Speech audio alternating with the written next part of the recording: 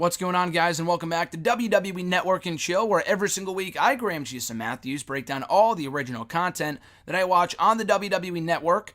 Usually on Fridays, I review whatever aired after Raw on Monday, but since nothing new aired this week, probably because we had the UK shows on Tuesday and Monday, and I already did my full written review of those shows. If you want to check out my 2 cents on them, I also talked about it on hashtag AskGSM on WrestleRant Radio. But if you want my full written reviews of both the WWE United Kingdom Championship Tournament from Monday and the NXT UK Championship show from Tuesday, they're up right now on nextairwrestling.net. So check those out. I don't know what airs this coming Monday. I don't know if it's going to be a table for 3 or a ride-along or whatever it is.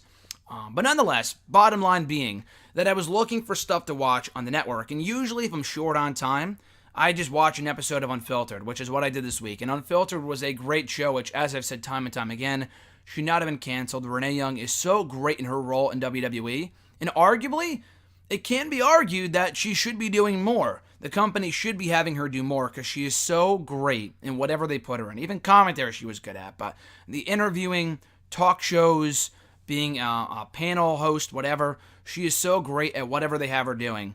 And Unfiltered was a great platform for her to not only kind of showcase her skills as a multi-talented person, but also for the superstars to kind of break down what they're all about, what they're interested in, kind of break down that fourth wall between them and the audience.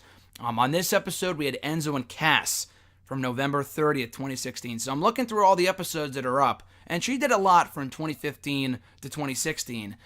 And I'm looking at all the episodes, and I'm like, wouldn't it be timely if I talked about the Enzo and Cass episode? At this point, it's about a year and a half old, almost 2 years old. But I remember watching it at the time, enjoying it. But I wanted to look back and see how different it is to watch less than 2 years later. Now, considering that Cass is gone from the company, and Enzo's gone from the company. But before she even sat down with Enzo and Cass, in the first few minutes, we had something called, I forgot what she calls the segment, but she basically goes around the locker room asking various superstars different questions. This one came around Christmas time, and right after Thanksgiving, right before Christmas. So she asked a few questions to Bayley, Heath Slater, Natalya, and a few others. The question was, what's your favorite holiday? Bayley said Thanksgiving, Natalya said Christmas, Heath Slater said Halloween, R-Truth said Halloween as well. I gotta go with Slater and Truth here. Halloween is my favorite holiday too. Anyway, favorite meal, Natalya says something I'd probably go to rehab for after whatever my mom made, so that was an interesting answer. Bayley said stuffing and other stuff. Slater said turkey and mashed potatoes. The worst gift they've ever gotten, Natalya said a Nightmare Before Christmas t-shirt that she got from her dad one year, which is hilarious. Bayley got, for whatever reason, it wasn't really a bad gift, she says. She just kind of says it was just really, really, really, really random. But an acoustic guitar. Heath Slater got a piece of coal from Santa, he said, I guess. R-Truth said a rat trap that was brand new. So then from there we move into the hot seat, the interview with Enzo and Cass with Renee Young. Apparently they got a lot of requests to get Enzo and Cass on the show from fans. Enzo's like, yeah, we get a lot of firsts to do interviews together. A lot of radio stations usually don't have like tag teams on, but Enzo and Cass were the ultimate exception. And they go pretty much everywhere together, or at least they did when they were a tag team back in 2015, 2016, early 2017. Anyway, Renee recalls Big Cass singing on an episode of NXT, I believe back in 2013. I remember this very well. I was watching NXT at that point, because there was about a year I was not watching the show from like mid-2012 to mid-2013. But I do remember this, because Renee Young was in the ring when he started singing. It was a random like singing competition between Big Cass and Aiden English. It was so random. But Cass hit it out of the park. And he admitted here that he used to sing in subways in New York City. And he can only play the drums. That's the only instrument he can do. And then Enzo admits he comes from a long line of DJs. Almost everyone in his family has some sort of history, experience in working with DJs, serving as MC at parties and stuff like that. His father used to do it to perfection, to a T, so he kind of followed in his footsteps. And that kind of explains why Enzo was always a master of the mic while in WWE. Renee asked them, like, how does your mind work? Like, you think of things to say like that. And he goes, I don't even know how my own mind works. Like, I should be the last person you should be asking, because even I have no idea. And he says, Cass is the only person who can keep me in check, by basically telling me to shut up. And I guess that wasn't enough, because they broke up and aren't friends anymore. So anyway, Renee Young asks them, what was the first major purchase you made as a WWE superstar? Cass said, I haven't even made one yet, at least at this point in time. I think he bought a house with Carmella about a year ago, because I know they talked about it on Total Bellas, or Total Divas rather, not too long ago. But he said, yeah, I have not yet made a major purchase as of this episode, I guess. He did buy a new car, because his old car was a nightmare. Dean Ambrose used to live with him. He used to drive it, had no issues with it stalling. But then also Renee Young says, Dean Ambrose kind of drives like a grandma. But anyway, Enzo said, I also have yet to really make a big purchase that's outside of shoes and stuff like that, at least at this point in time. But he does bring up how, like, he kind of gets stuff for free now, and being a WWE superstar, which is a massive, which is just the polar opposite of what it used to be, because he grew up poor, and now he's getting stuff for free, which is kind of crazy in his mind. So Enzo discusses the tattoo that he has on his arm of, it says Bridgie. I guess it was a girl that they were really, really good friends growing up. I think it's one of his family friends. They were best friends growing up. He kind of took care of her as a teenager. And I think she has since passed on, and he called her a pure soul. I'm not sure if he discussed that story on the episode of Superstar Inc. with Corey Graves. He might have. He might have been on that show. I don't know if he was. But I know he was on that Straight to the Source show a couple months ago, which was a fucking train wreck. But yeah, I don't know if he talked about that tattoo, or if we ever got the story beyond that, or behind that tattoo, beyond this episode of Unfiltered. Renee Young now incorporates the Twitter questions here. How much does Big Cass normally eat in a day?